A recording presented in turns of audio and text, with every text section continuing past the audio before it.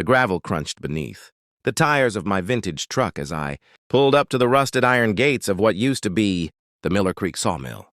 To anyone else, it was an eyesore, a collection of collapsed timber sheds, a silt-clogged basin, and a 100-year-old dam that looked like it was holding on by a prayer. But to me, Elias Thorne, it was a sanctuary. I had spent 20 years in high-stakes civil engineering, building bridges for cities that didn't appreciate them and dams for corporations that only cared about quarterly margins. When my doctor told me my blood pressure was a ticking time bomb and my wife's ghost started appearing in every corner of our sterile suburban condo, I sold everything. I bought the Old Mill Lake, a 30-acre body of water fed by the rushing veins of the Silverton River. What I didn't realize was that my wilderness shared a border with the Heights at Silverton, a planned community governed by a homeowners association, HOA, with more rules than a federal prison. The conflict began on a Tuesday, exactly 3 weeks after I moved into the renovated gatehouse. I was down by the water, clearing away invasive purple leucostrife, when I heard the distinct click-clack of expensive shoes on the public access road. "Excuse me, sir. You in the flannel!" I looked up. A woman in a crisp white power suit. Her blonde hair pulled back so tight it looked painful, stood there clutching a leather-bound clipboard. Behind her stood 2 men in matching polo shirts, looking like backup singers for a corporate anthem. "I'm Elias," I said, wiping sweat from my brow. "Can I help you?" "I am Beatrice Vane, president of the Heights HOA," she announced. "We've received numerous complaints about the state of this pond. The stagnant water is a breeding ground for mosquitoes. The derelict structures are a safety hazard, and frankly, the aesthetic is dragging down our property values." I leaned on my shovel. "It's not a pond, Beatrice. It's a mill lake, and it's private property." "It's property that borders our community," she snapped. "We have a nuisance and visual harmony clause. We voted on a resolution. You have 30 days to drain the basin, demolish the mill remains, and landscape the area with approved Kentucky bluegrass and non-deciduous shrubs. Failure to comply will result in a $500 daily fine." I almost laughed. "You can't fine me. I'm not in your HOA. My deed dates back to 1894. I'm an independent parcel." Beatrice's eyes narrowed into slits. "We have ways of making things difficult for independent neighbors. Mr. Thorne, this eyesore is going away one way or another. Over the next month, the harassment escalated. I found HOA violation notices taped to my mailbox. They called the county health department, claiming I had unauthorized standing water. They even tried to have my truck towed, claiming it was an abandoned vehicle despite it being parked in my own driveway. The tension peaked when I started my restoration project. I wasn't destroying the lake. I was fixing the old hydroelectric turbine. I wanted to live off the grid, using the natural flow of the river to power my home. This required dredging some of the silt to restore the water's depth and repairing the spillway. On a hot July afternoon, the sound of my backhoe echoed through the valley. I was carefully moving a cluster of rocks to reinforce the bank when I heard the sirens. 2 police cruisers and a fire truck roared up the access road, followed closely by Beatrice's silver SUV. She hopped out before her. Vehicle had even stopped rocking, pointing a manicured finger at me. "There he is. Officer, he's sabotaging the water supply. He's destroying a protected wetland. It's an emergency. He's going to flood the lower estates." A young officer named Miller approached me, looking embarrassed. "Mr. Thorne, we got a 911 call reporting a catastrophic dam failure in progress and illegal excavation. I need you to step out of the cab." "Catastrophic failure?" I climbed down, dusting off my jeans. "Officer, I'm an engineer. I'm reinforcing the bank. There's no emergency here except for a woman who can't mind her own business." "He's lying!" Beatrice shrieked, her voice echoing off the water. "He's diverting the flow. Our community's ornamental fountains have lost pressure. He's stealing our water. We demand he be arrested and this lake be drained for public safety immediately." Officer Miller looked at the water, then at the heavy machinery. "Ma'am, if he's on his own land, I can't just—" "I have the HOA bylaws right here," she interrupted, thrusting her clipboard at him. "And I've already called the State Environmental Bureau." "This man is a criminal!"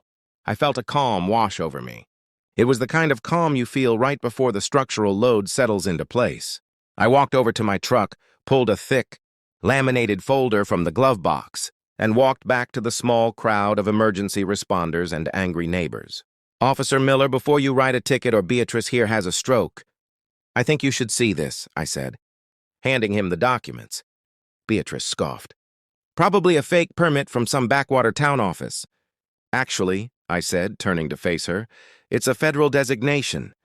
You see, Beatrice, you kept calling this a pond or stagnant water. But when I bought this land, I did a full tidal and waterway search.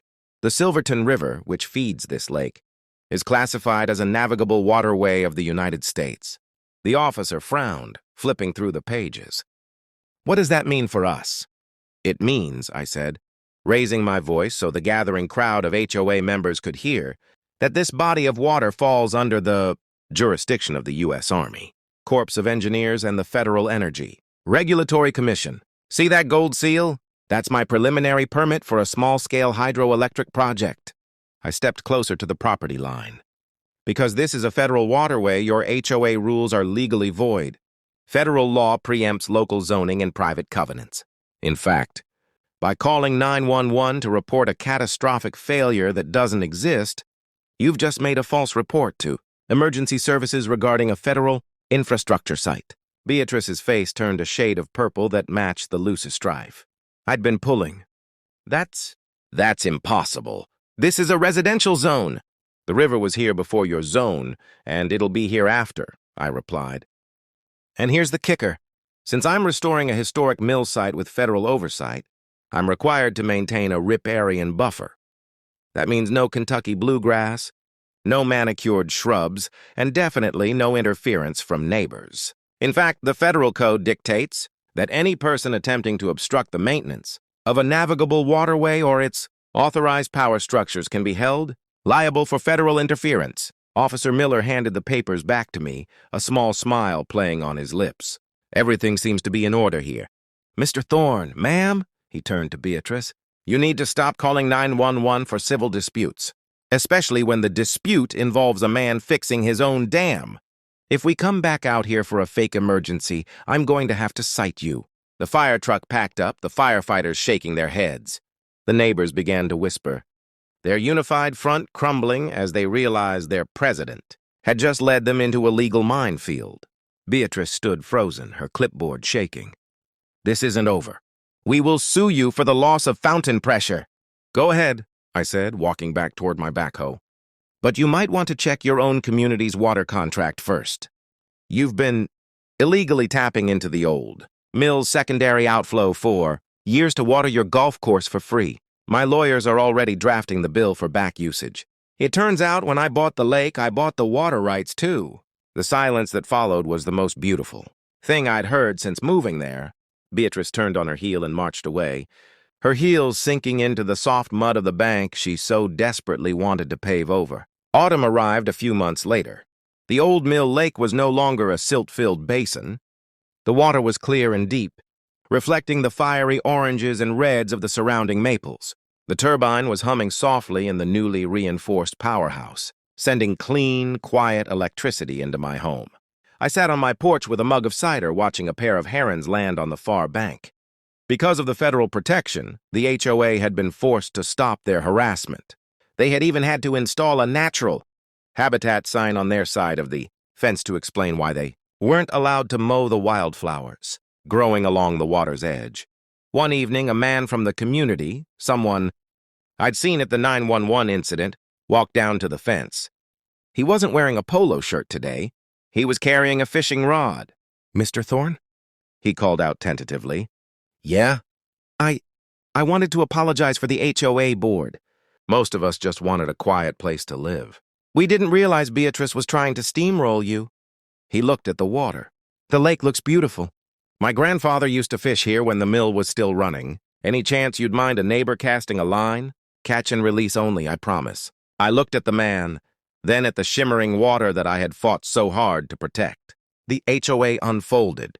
In the most literal sense, their power had collapsed. The moment it touched something deeper and older than their bylaws. "The gate's unlocked," I said, gesturing to the path. "Just stay off the dam. It's federal property, you know." He laughed, a genuine warm sound. I heard. Thanks, Elias. As the sun dipped below the horizon, the old mill lake glowed like a sheet of copper. I had found my peace not by building walls, but by understanding the flow of the river. The HOA had tried to shut me out, but in the end, the water and the law of the land had shut them out instead. I was no longer a suburbanite under a thumb. I was the steward of the Silverton, and for the first time in years I was home,